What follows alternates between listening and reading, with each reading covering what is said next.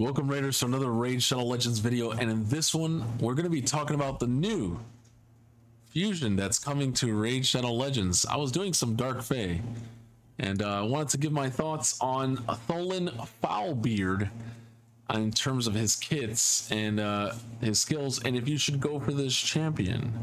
Let's see, he's a Force Affinity Legendary Champion, which is pretty decent for Arena because most of the counters to Magic is Force, of course, right? So there's a lot of champions like Siegfried, there's like for Siegfried, there's Lazarius, Comitus, Nice, they're all Magic, right? He-Mans, Rhodoses.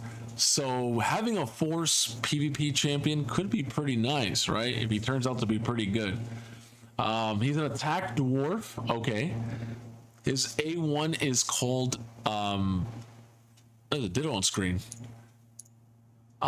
Demon Breaker. Attacks all enemies before attacking, has a 25% chance. This is bookable all the way to 50% chance of placing a weaken debuff for 2 turns.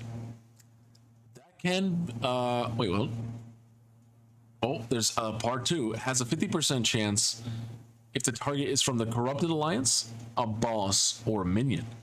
This effect cannot be resisted by enemies from the Corrupted Alliance, bosses, or minions. Wow, nice. Okay, so in PvP, like during the waves, you're not going to be able to do that, but when you get to a boss, you're going to be able to do that with no accuracy needed. And against Corrupted in Arena, you won't need no accuracy either. It's guaranteed, basically, unless they block it. All right, let's look at oh, there's a second part. Grants an extra turn if a weakened debuff was placed on all enemies by this skill.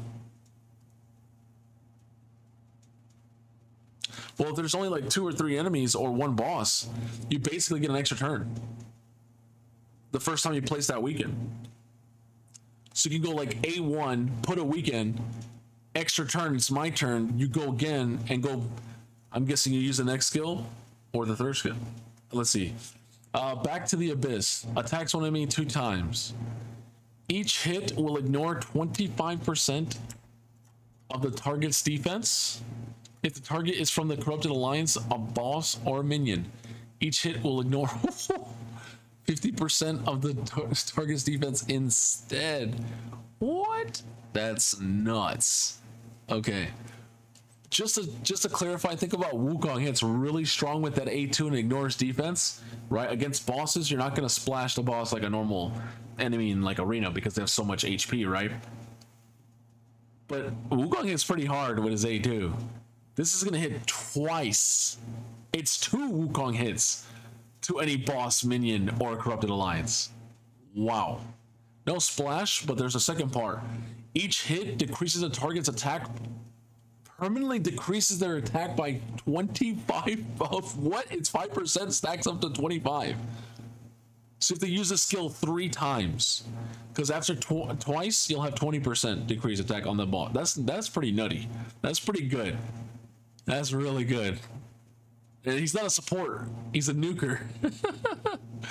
Each hit also increases his champion's attack by 5. Stacks up to 50%? What? Okay, so if I have 8k attack, I'm getting an extra 4k attack for free. So now I have a 12k attack champion. And that's not including increased attack. Because I could get 6k of that. And I could have 18k attack. What? That's ridiculous. This is on a 3-turn cooldown, gets 20% damage. All right, let's go. So 1-3 champ so far. Rabid Fury attacks all enemies 2 times. It's an AoE, double AoE.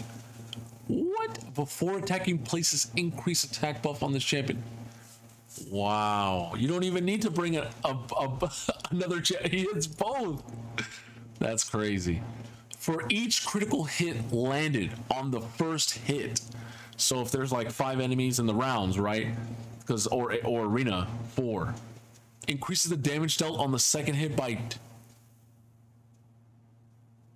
So as long as you don't, well, even if you're weak affinity, right? You could still crit. You'll just weak hit. It doesn't say you have to normal hit.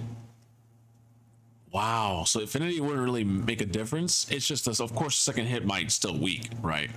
But overall, that's insane. Getting an extra 40%, 40 to 50% extra damage on that second hit. That's not including the increased attack as well. Bro, this guy is gonna blow things up. Will ignore shields and unkillable. Not block damage though. Sag. So Siegfried will just be like ha ha ha ha, ha and then bring her, unless you put block buffs on Siegfried, and then you yeah. Activate what? He's a passive Evil's Nightmare. Activates Demon Breaker skill, which is the A1 that grants him extra turns if all the weekend is placed. Every 5th turn this champion takes. Wait. So if I use Demon Breaker, right? I start the game and I use it and I get an extra turn. That stacks with that. So I'm gonna get another A1. It's kind of like how, you know, Thor keeps getting that passive that gets to do a little, you know, the thunder charges and does extra AoE damage.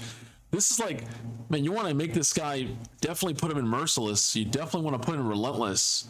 You definitely want to get him landing though the weekend too. If you can get that happening, he's gonna takes lots of turns.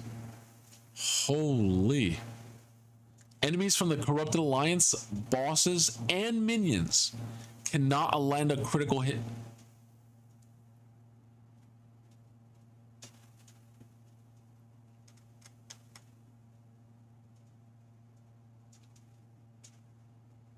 This is not a Void champion.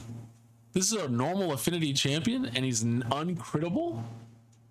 Damn, that's crazy. Against the Corrupted, so that's going to be what? Dark Elves, Undead, Night Revenants, Demon Spawn. So basically everyone that's pretty strong right now. I mean, there's, of course, there's some mythicals in different factions as well, but there's a lot of crazy champions in those factions. I mean, we have, everybody was going crazy for Volcanos, or Volcanos, you know. People went crazy for Cheshire. People are bringing back Inithwi for the block revives. People are using Chalco the blind. People are still using Hefrak. Sometimes you see some Kymars. You see some. You see a lot of Carnages. Lots of Carnages. Lots of Comitises. Whoa, that's crazy. We come over here. You're gonna see lots of Rhodoses. You'll see lots of Fabians. Sometimes you'll see maybe a Vulcanin. Yeah. All right, Dark Elves. Let's be honest, you're not seeing Aphanus that much. Sometimes you might see a Foley or a Fatalis Blade Master. Not too many, unless they go full like Dark Elves. You might see this champion, but not too many nukers used in Arena. Back in the days, we used to see a lot of Zavias for the block revive and stuff, you know, Rays and stuff like that. So nothing crazy on the Dark Elves. Maybe if they release another mythical. But Night Revenants, oh yeah, you see lots of Night Queen Crixias. Everyone's getting Empress now. Ooh, Empress can't crit him, bro. Did we just get a free counter to the freaking to mythicals? This is great. And he also has an aura that increases attack in all battles by 30%. So if you needed a PvE nuker and you wanted an extra PvP nuker on this who can do both, wow. Tholin Foulbeard is gonna be the choice of champion. What other champions are really good? You see a lot of Enkoras.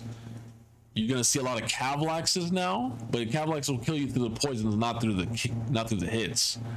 A lot of Narcissus, right? A lot of Queen of Hearts. A lot of Hedgies can't crit you now. Jorgens can't crit you. The Fortresses. Solaces. The Erixes. Oh, man. Dude. Wow. Yeah. All those champions just got countered. for free. Anyways, I think this champion is a must go. 9.5 out of 10. I don't think anybody should be skipping this. Make sure you save all your resources because you're definitely going to want to go for this dwarf, especially since they just dropped like what, the Black Tusk, Admiral Black Tusk, which is the Unity champion. They just dropped Usul the Jade, which is an crazy dwarf champion as well, and Arnorn.